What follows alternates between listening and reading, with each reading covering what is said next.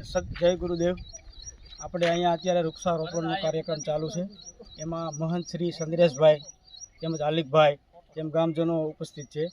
મિત્રો, મને એકવાર વિડીયો આવ્યો તો મેં જોયો હતો ચંદ્રેશભાઈનો, જે ઢુંઢિયા પીપળિયા ગામમાં એમણે ઉમરાનું ઝાડ વાવ્યું હતું।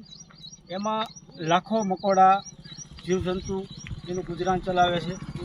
મિત્રો, આ બહુ મહત્ત્વની વાત એ છે કે ખાલી વૃક્ષ વાવી અને આપણે વ્યૂઝ આવવું એવું નથી। આ લોકો વૃક્ષને વાવી 2-3 વર્ષ સુધી એને જતન કરે છે।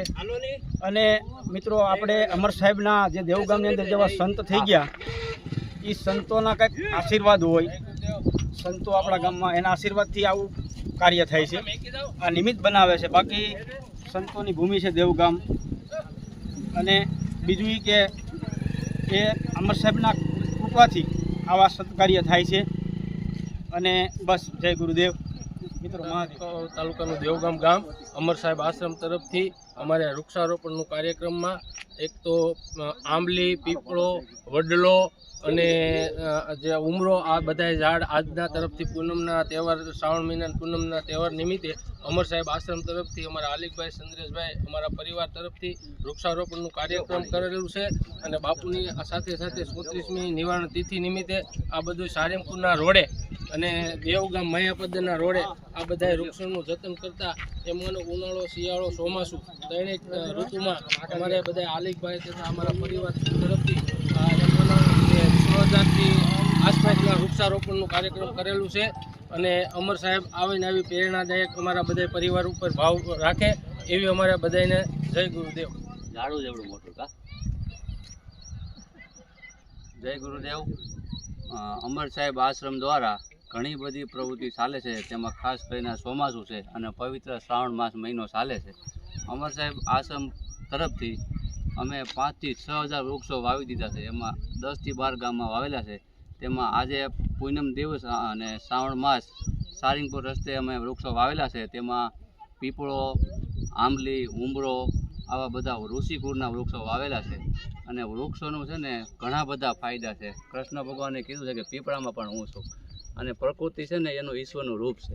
એટલે અમારી આશ્રમ તરફથી લોકોને એક એવી પ્રેરણા છે કે કમસે કમ એક વૃક્ષ વાવવું જોઈએ। અને આપણે 21,600 શ્વાસા 24 કલાકના લઈએ છીએ, તો એ માત્ર આપણે વૃક્ષ જ આપે છે।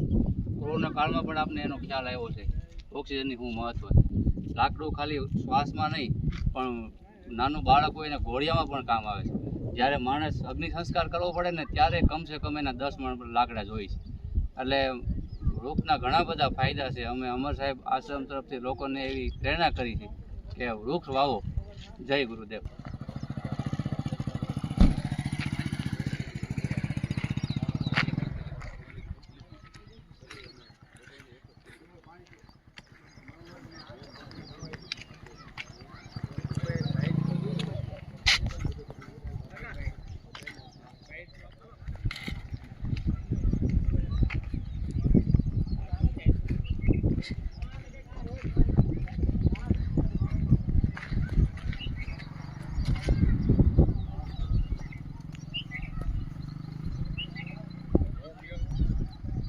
ગામ અમર સાહેબ આશ્રમ તરફથી એમના મહંત શ્રી ચંદ્રેશ બાપુ આવી ધાર્મિક પ્રવૃત્તિ ખૂબ કરે છે।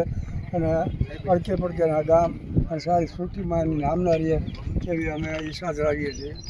તો આ પરમાત્માએ આપણને મનુષ્ય શરીર આપ્યું છે। મનુષ્ય શરીરમાં 5 તત્વ છે: સ્થિતિ, જળ, પાવ, ગગન, સુમેરા, પંચ, રચિતા, આદમ, સંજ્ઞા। સ્થિતિ એટલે પૃથ્વી, જળ એટલે પાણી, આકાશ, ગગન ને વાયુ। આ 5 મહાભૂત આ શરીર આપણું લીલું સ્તંભ અને હાલી ચાલી ગયું છે।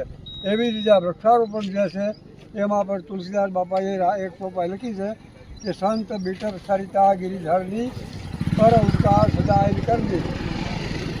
સંત હૃદયનો નિત સમાના કહા કબીર કહી વિચારના।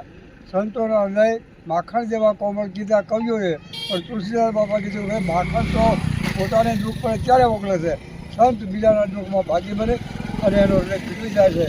માટે આ વૃક્ષ સંત છે। સંત બીટપ સરિતા ગિરિધરની, સંત પરોપકારી છે। બીટપ એટલે ઝાડ જે છે, એક ઝાડ વાવો અને એક યજ્ઞ કરો એવી એની ભાવના છે। તો આમાં કહું જાજુ બોલવાનું નથી, પણ આવા સંતોના હિસાબે એના સાનિધ્યમાં અમર સાહેબ ગુરુના આશ્રમના તરફથી આજે વૃક્ષારોપણ થાય છે. મહાન ધાર્મિક કાર્ય છે. બોલ સદગુરુ મહારાજ.